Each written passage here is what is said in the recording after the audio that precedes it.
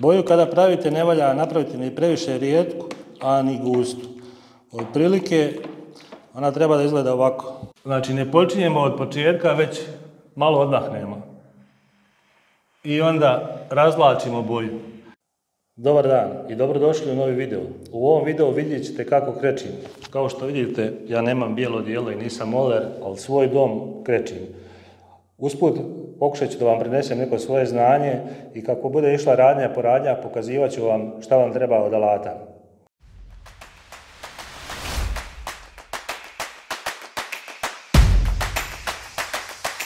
Jedino što je teško u ovom svemu je sve to dobro snimiti i prenijeti, ali evo pokušat ćemo.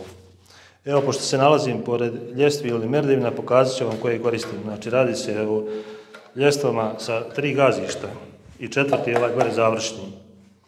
Znači, one su sasvim dovoljne za jednu kućnu upotrebu i sa njima mogu sve da dohvatim, znači sve ćoškove i dosta su stabilne. Evo vidite.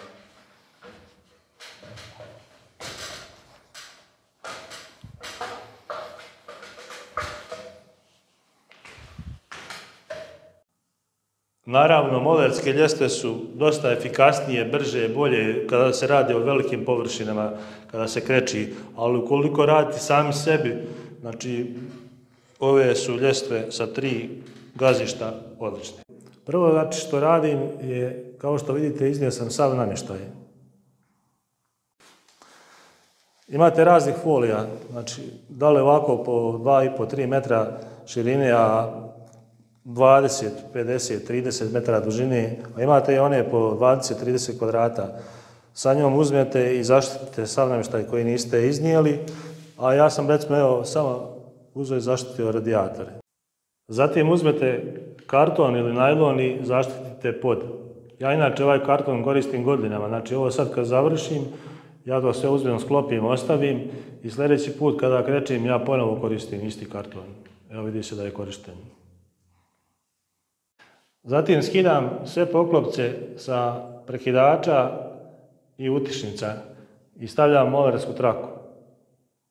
Znači nju imate od 1 cm do 5 cm i ona je što žuća to bolja ili što skuplja to bolja. Traku od 1 cm koristim oko prozora, tako da kada krećem mogu da otvorim prozor na kipu i da vjetrim prostoriju. A od 5 cm koristim recimo evo za krnjišlu.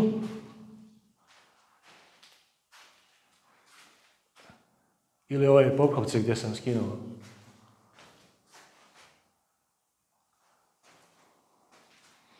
I oko vrata. Kada postavljate traku oko vrata ili oko prozora, najbolje je da krenete s jedne strane. Idete redom i postavljate traku. Zato što će vam na kraju biti lakše, samo uzmete traku i odlijepite. A lajsna ostaje čista. A sada ćete da vidite šta biste trebali da imate da možete da krečite. Znači to vam je jedna posuda, rešetka, da biste ocijedili valjak, drvo ili ovako mješalica jedna, da možete da miješate boju, valjak po mogućnosti da je končasti,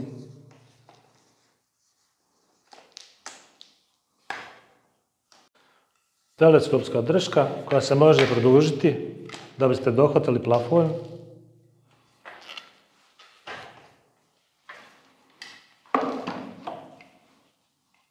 Mali valjak za ćoškove,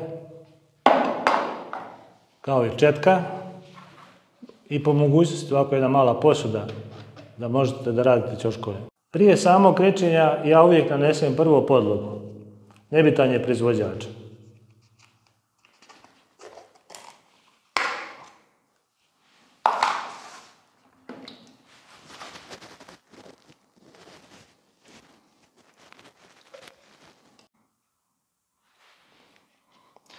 Kako se podloga razređuje, to zavisi i od proizvođača. Recimo ovdje je naznačeno 1:9.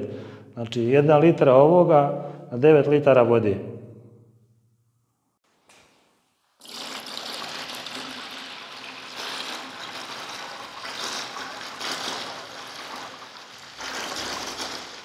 Zatim uzmemo mješač i izmiješamo. Dosta majstora ne koristi ovu podlogu.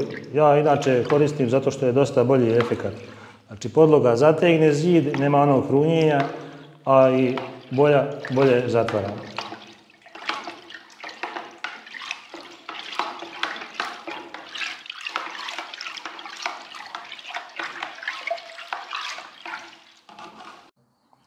Da bi valjak što manje kapao, uzmete malo, odmaknete ga od ovog kraja, da ne zapinje. Prije samog krečenja prvo znači skidamo paučinu ukoliko ima. Uzimamo valjak, produžujemo i nanosimo podlogu. Podlogu inače nanosimo kao i krečenje. Prvo plafon, pa onda sve zidove.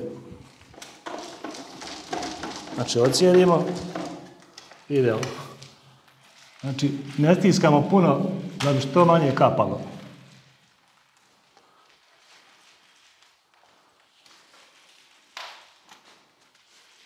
Evo ga društvo, prešao sam sve podlogom, a ovdje sam namjerno preskočio da vidite kako se stvori jedan film. Znači ono tamo sam prešao podlogom, a ovo ću sada prijeći. Vidite kako se stvori film. Inače ovu podlogu je dobro raditi kada se prelazi neka boja, recimo bijelom prelazite preko neke boje. Da bi što bolje zatvorilo, radi se podloga. Dok je ovaj vam dio već suv. Kada se sve osuši, idemo na farbanje. Prije samog krečenja da vam pokažem sa čim krečim. Znači ja uvijek krečim sa jubovim jupolom i to klasik. Imate više vrsta boja, ali ovaj klasik najbolje pokriva. Ovo je kanta od 15 litara, a ima i od 10 i od 5. Znači ja sam uzeo od 15 zato što imam još da krećim. A sada ću vam pokazati kako pravim boju.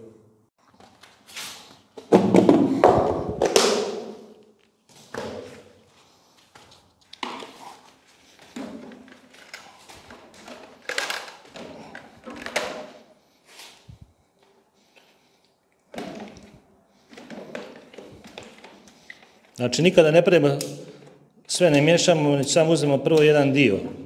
Poslije ako nam zatreba, znači uzimamo još.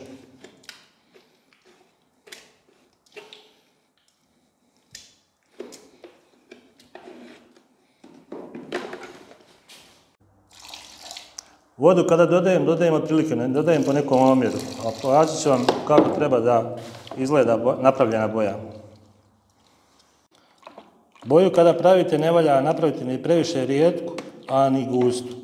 Otprilike ona treba da izgleda ovako. Znači kao ulje. I kod krečenja, ukoliko se zgušnjava, možete dodati malo, sasvim malo vode i još izmiješati.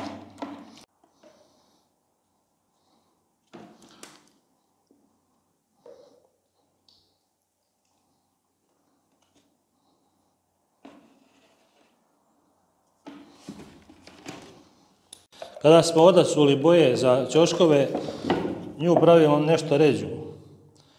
Tu još dodamo vode. Tako da ne bi previše lijepili. Samo dobro izmiješamo.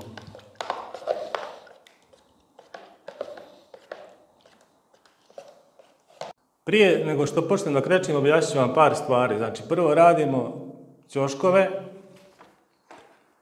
a zatim krečimo plafon. Kod krečenja plafona, znači ne počinjemo od početka, već malo odmahnemo.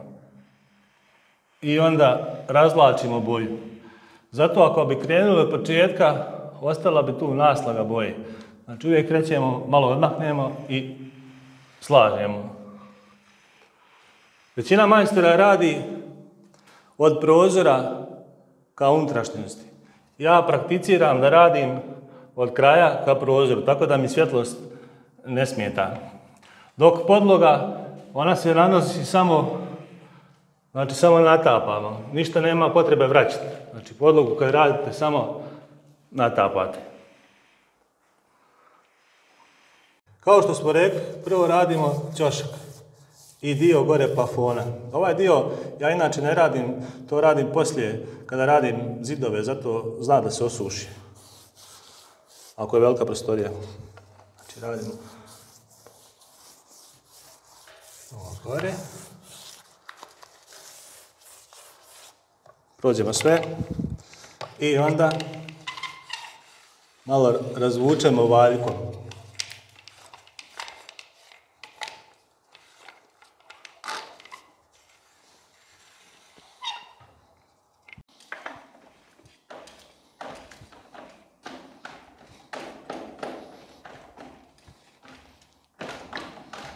Znači valjak dobro malo posušite tako da ne bude puno kapanja. Kada smo sve ćoškove završili, krećemo sa krečenjem. Znači prvo malo, kao što smo rekli, odmahnemo i povlačimo.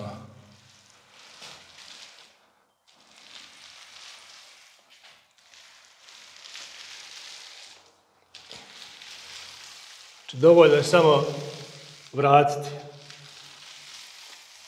Tako radimo prvo ovaj jedan dio, a onda se pomjeramo. Kada smo završili plafon, onda radimo ovu donju ivicu, sve ove uske dijelove ivice oko vrata, oko lajsni,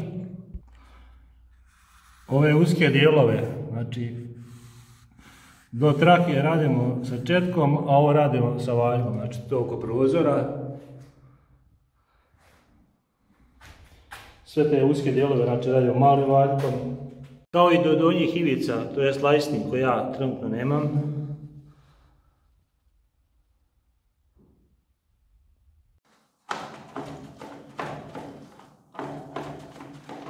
I na kraju završavamo sve zidove.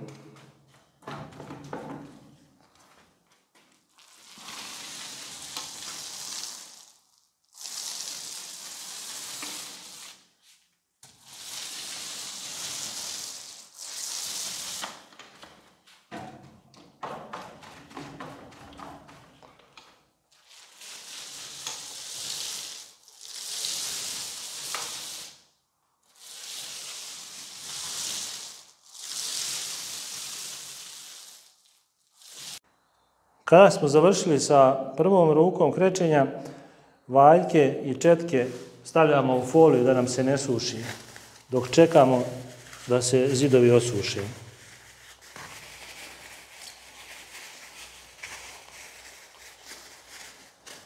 Kao i farbu koja nam je ostala.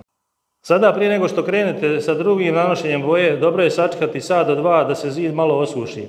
Zato što je bolji efekat, a ukoliko je zid još uvijek svjež, ofarban, može se desiti da preskočite.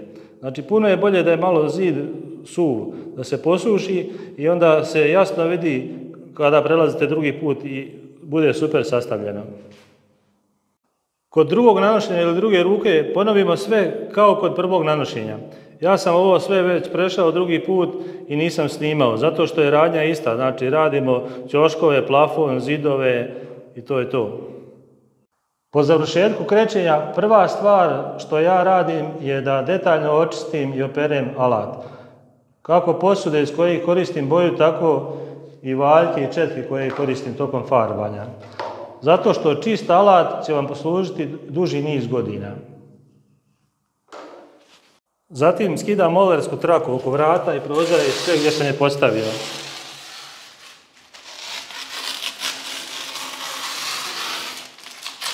Ovo je ono što sam vam pričao kako se lako poslije skida.